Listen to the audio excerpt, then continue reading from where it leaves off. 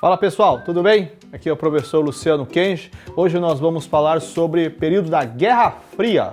É um período histórico que data de 1945 até 1991. Aí talvez você esteja pensando, por que o professor de geografia está falando de negócio que é uma data velha, então isso aí deveria estar lá com o professor da história, né?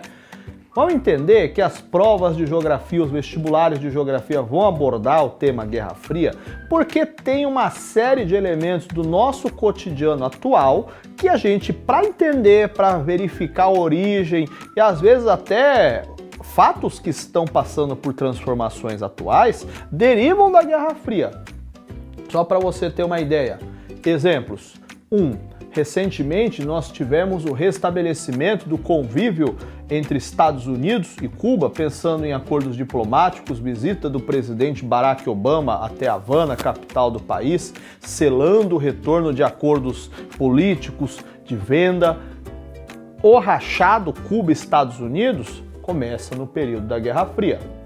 Até hoje nós temos a Coreia, que era até então um país só, dividido em dois, Coreia do Sul e do Norte, por causa das diferenças dos seus respectivos sistemas socioeconômicos capitalista e socialista.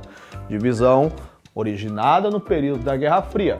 Só um terceiro e último, a gente pode pensar que até hoje Estados Unidos e Rússia não têm um relacionamento diplomático tão amigável.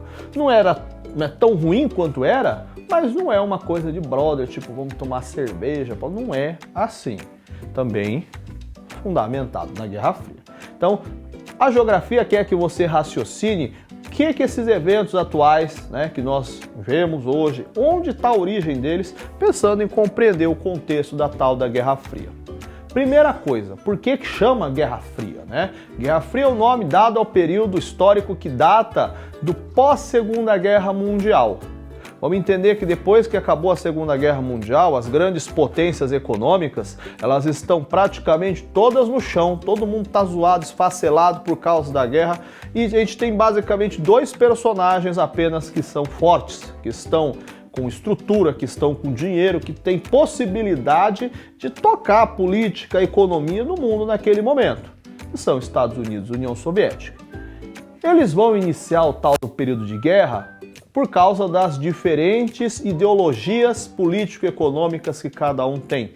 Eles seguem sistemas socioeconômicos diferentes. Os Estados Unidos, né, até hoje, grande potência capitalista, iniciando esse período como grande potência, ultrapassando a Inglaterra, quebrada pela guerra, e a União Soviética, país que nem existe mais, né? O RSS, União das Repúblicas Socialistas Soviéticas, que se desmanchou em uma série de países, totalizando 15, o maior deles, a Rússia, era desde 1917 socialista. Então, vamos entender que a guerra ela tem essa carga, né, do porquê cria-se a rivalidade por causa das diferenças ideológicas. Ah, mas por que é fria? É fria porque nunca esquentou. Sabe quando você tá lá no colégio, você fica querendo ameaçar, vou meter porrada no seu... fala um palavrão, não pode falar palavrão aqui, você xinga ele, você mostra o dedo do meio. Deixa ele, eu não vou pegar ele hoje não, mas só pra ficar esperto. Esse mostrar o dedo do meio, xingar a mãe, ficar falando isso pra lá e pra cá, durou até 1991, no sentido de que a guerra aqui nunca esquentou, porque os dois não chegaram a ter embates diretamente um com o outro. Tá, e o que é capitalismo, o que é socialismo? Por que isso é motivo para brigar? Fala, ué, o que tá pegando aí? Vamos entender que capitalismo e socialismo são metodologias de administração, né? São mecanismos de organização social distintos, que vão prezar por prioridades, por pensamentos e ideologias bem diferentes.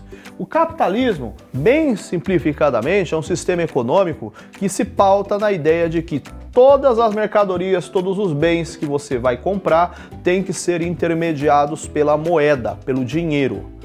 O dinheiro é o mecanismo intermediário para você obter os bens, todos eles. E aí prega-se, né, a ideologia meritocrática. O que é a ideia da meritocracia? Para você ter, você tem que merecer, tem que fazer algo que te dê possibilidade, te dê status para ter. A grande crítica feita pelo socialismo, no caso aqui a ideia do capitalismo, que é a grande característica deste sistema, é que a meritocracia ela acaba não sendo acessível para todo mundo. Porque, por exemplo, tem um cara ali que ele, sei lá, pegar nos extremos, nasceu na rua, ele não consegue entrar no trampo porque ele não tem escola, ele não tem escolaridade, ele é analfabeto, ele não consegue levantar uma grana e ele não tem o que comer. Mas comida, por mais que você pense que pelo aspecto biológico ele é essencial, o ser humano precisa comer para sobreviver, no capitalismo não. Ele é mercadoria, quem não tem dinheiro não come, então vai ficar sem. Essa é a ideia, né? Tudo é intermediado pela moeda. O socialismo é uma proposta elaborada no século XIX pelos filósofos alemães Karl Marx e Friedrich Engels, que tinham a ideia de justamente ajustar todo esse lado torto, né? Essa coisa descompassada nesse contexto social, de que o ser humano ele tem que ter acessibilidade aos bens básicos. E aí, a proposta do socialismo, elaborada por Karl Marx, né, e o Friedrich Engels, parte da ideia de que o Estado ele é um personagem extremamente importante no sentido de que ele tem que assistencializar a população, o Estado enquanto governo, para equilibrar, para deixar de existirem essas mazelas, essas diferenças sociais, equilibrando, então, dando o mínimo de condição para que toda a população tenha mecanismos não de sobreviver, mas de viver. Pensando em algo que não seja apenas único e exclusivamente acordar e dormir, mas ter a perspectiva de ter uma vida boa, né? Não é só meramente você vegetar na sociedade, mas você ter oportunidades, você viver bem, fazer coisas que você gosta de novo, tudo intermediado pelo Estado, quebrando então as concentrações de renda e redistribuindo melhor. Maiores detalhes, pessoal, depois você dá uma clicada aí nas aulas sobre capitalismo e socialismo, onde a gente dá uma detalhada bem maior. Como essas metodologias distintas, elas não se encaixam, não há compatibilidade da gente pensar em algo convívio mútuo, né? Dá para ser um pouco dos dois. Não, não dá. Como um sistema prega a inexistência do outro, a rivalidade da Guerra Fria vai se iniciar e vai criar o contexto conflituoso que a gente chama de guerra, porque um país prega a inexistência do outro. E para o meu sucesso, né, para a minha consolidação, eu preciso que o outro deixe de existir. A Guerra Fria, vamos entender que ela vai partir de uma série de estratégias que os dois países vão fazer para conseguir dominar, ter um grande contexto ali de zonas de influência pelo globo, visto que após a Segunda Guerra Mundial tá todo mundo quebrado, né? Não tem ninguém que tá de pé, não tem ninguém que tem uma reserva de grana legal. Então, como tá todo aquele quadro, né, de miséria, todo mundo quebrado, o jogo da Guerra Fria é um esquema tipo você buscar alianças. Sabe quando você joga aquele esquemão de tabuleiro, jogão de guerra e tal, aí você fica lá, vamos fazer uma parceria, gente, aqui, vamos quebrar o outro cara lá? Tipo isso daí. Tudo bem que naquele jogo depois você vai lá e passa a perna no cara, né? Mas tudo bem. Existem alguns estereótipos, alguns nomes, algumas denominações para definir o que foi o período da Guerra Fria. Vamos entender que a Guerra Fria é chamada de época do mundo bipolar, ordem mundial bipolar. Como assim? Ordem mundial é um termo que a gente deriva da ideia de organização mundial. O mundo estava organizado de forma bipolar. É bipolar porque dá risada e de repente começava a chorar. Não, é bipolar no sentido de que tinham dois polos, lados, que tinham o comando político, econômico, de influência. No caso, ou você era a favor dos Estados Unidos, ou você era a favor da União Soviética. Não existia uma neutralidade, nem a possibilidade de você ser camarada dos dois lados. O mundo estava claramente rachado entre o bloco capitalista e o bloco socialista. É um período onde os dois países vão viver um contexto de guerra, né, nesse esquema de um tentar passar a perna no outro, criando vários programas de espionagem, né, no caso, os Estados Unidos criando a CIA e a União Soviética, a KGB, tentando infiltrar pessoas do governo no outro lado para buscar informações, para buscar referências. Porque a gente tem que entender que a Guerra Fria, uma grande marca dela, hoje, né, nós estamos no século XXI, você sabe que ela nunca existiu. Mas vamos entender, tenta mentalizar você um personagem na época, você não está certo, você não sabe o que vai acontecer amanhã, então não se sabe exatamente se não vai ter guerra. Pelo contrário, todo mundo imaginava que teria guerra, porque os dois lados eles estão fazendo investimento muito forte no desenvolvimento de arma.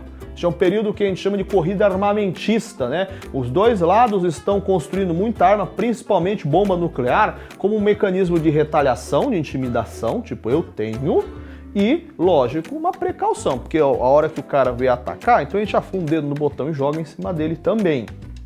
esse climão de espionagem, né, incerteza de quem está dentro do meu governo, saber se o cara é de confiança ou não, né, é mais um combustível que você tinha para dar esse climão da guerra armamentista, né, dessa corrida por desenvolvimento de tecnologia para armamento, de novo, destaque para o nuclear.